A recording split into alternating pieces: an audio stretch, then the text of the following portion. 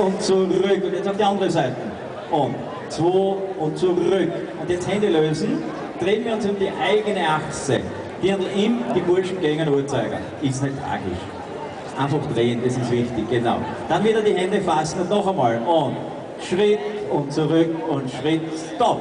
Und jetzt nehmen wir die linke Tänzerin. Die rechte Tänzerin lassen wir aus.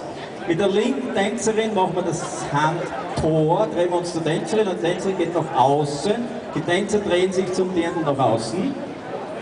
Jawohl, super. Und machen eine geschlossene Rundtanzfass oder geöffnete, Entschuldigung, mit Walzerbogen. Und jetzt kommt der Außenspitz von jedem. Durch Linksdirndl rechts, Außenspitz, vor, zurück und Innenspitz, vor, zurück und der Dreher drauf. Und 1, 2, 3, 4 und Wiederholung. Außenspitz und Innenspitz und drehen. 2, 3, stopp. Jetzt muss die Tänzerin wieder rechts vom Burschen stehen, genau wie wieder einen Kreis. Und das ist alles. Versuchen wir es noch einmal. Achtung, und Schritt zurück und Schritt zurück und drehen. 1, 2, 3, 4 und Schritt zurück und Schritt zurück. Die linke Tänzerin, jawohl, 3, 4 und jetzt Außenspitz.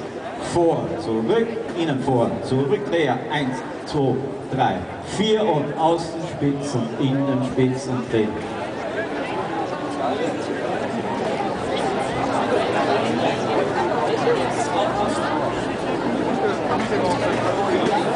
Probieren wir es mit Musik. Vierter Mal im Kreis. Zur linken Tänzerin, meine Herren. Und lächeln und lächeln. Drehen. Und noch einmal. Und lächeln. Und lächeln. Linke Tänzerin. Außenspitz. Und innen. Jawohl, Dreher. Und das wiederholen wir. Und aus und innen. Super. Und Anfang. Drehen, eigene Achse. Und links. Außenfuß. Vor, zurück.